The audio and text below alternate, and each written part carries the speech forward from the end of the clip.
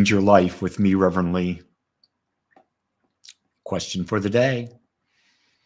Are you worthy? All the counseling I ever do boils down to one thing at the very end: self-worth. Are you worthy of an abundant life? Are you worthy of health? Are you worthy of a healthy, fulfilling relationship? Are you worthy of a great career? Are you worthy of a connection with the infinite? Are you worthy to travel? Here's what I've discerned. Worthiness is a perception. Self-worth is a perception of oneself and what are they worthy of. And we've been domesticated to believe that we're not worthy. We're domesticated into believing in limitation. The most successful people in the world that have the most fulfilling lives are the ones who believe that they are worthy. And so worthiness is a state of mind. It's a state of mind knowing that you are created out of the infinite by the infinite, which means you are free to express and to experience as you choose, and that there's a power in you that creates your life experience, and you have no limitation about using that experience, using that power. And when you have no limitation, you can either create lack or abundance. You see, that's the power of creation. It doesn't care who you are. It doesn't care what it is you put in, but what you believe. Your thoughts, words, actions, and feelings align toward a specific result, whether it's conscious or unconscious. It gives. So when people start telling me I want to be a more abundant life, then I say to them, we've got to change your perception of what you're worthy of. The second you change your perception of what you're worthy of, more comes to you. It just works that way. And we go in and out of self-worth. It's fascinating how our ego, we think we made a gain and we're doing really good and we've got self-worth going on in whatever aspect of life is. And then ego comes in and says, I want to be like everybody else. I want to do what everyone else is doing. Well, guess what? If you do what everyone else is doing, you're going to get what everyone else is getting. So look at the world today. Go on, look at it and say, what is it out there that I really want? And if I don't want it, stop being like the people that are not getting what you want. Find someone, maybe a group, that's doing and having the experience you want, and then sort of notice, what do they talk about? What are they doing? Are they trying to fit in? Probably not. The most successful people on the planet are those that are not trying to fit in.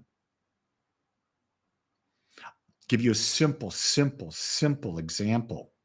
Going back to 1974, Meatloaf comes out with an album, Bat Outta Hell.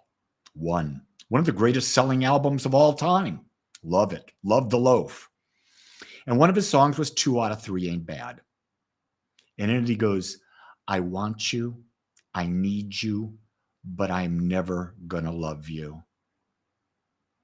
And that was what people believed. I had a different view.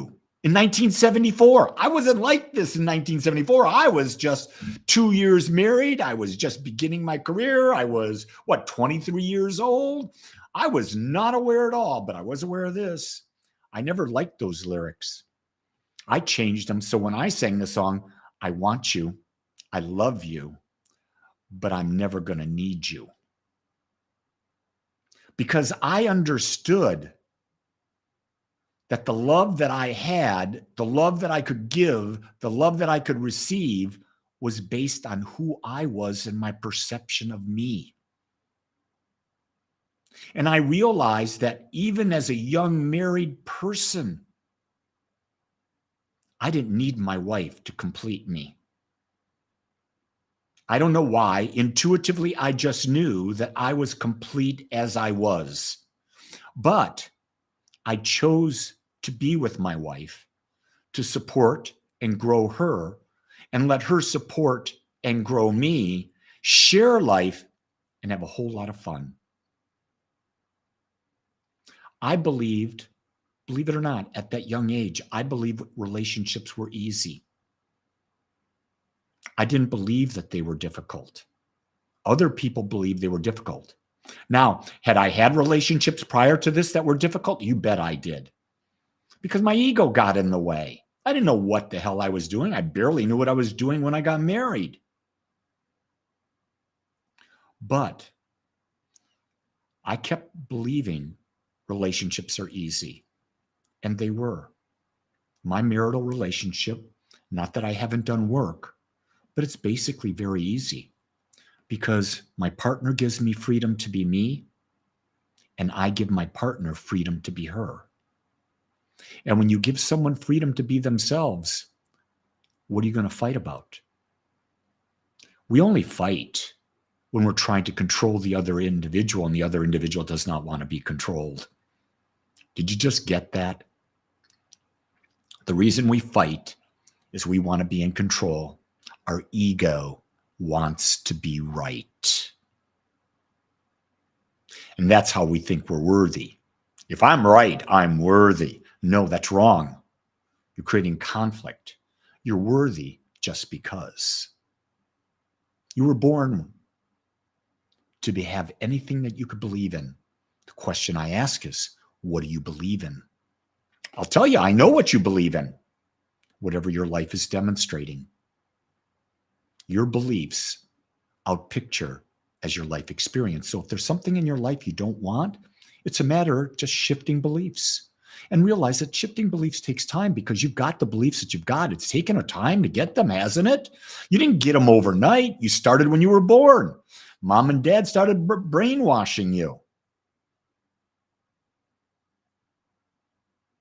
I'm seeing today that one of the things my father gave me says, when you want something, Lee, you got to do the work. You got to go for it. Now, my father was a hard worker, but he didn't set a conscious intention. But I know that for me to have a deep spiritual connection, meditation is critical to my daily life. And I understood that, and I've committed to that, meditating twice a day, every day, teaching meditation, leading guided meditations, going off with others who do different types of meditation. I'm always open to learn. That's the key of being worthy. If you're open to more, you're saying to the universe, I'm expanding. And guess what? The universe loves that. Why? Because that's your natural state. Your natural state is to expand and to experience greater and greater and greater love in the contrast. You see, without the contrast, how would you know if you were experiencing love?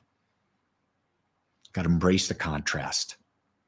A person who is worthy understands that the contrast is there to make them more aware, and the more aware they become, the more worthy they become, and the greater their life experience.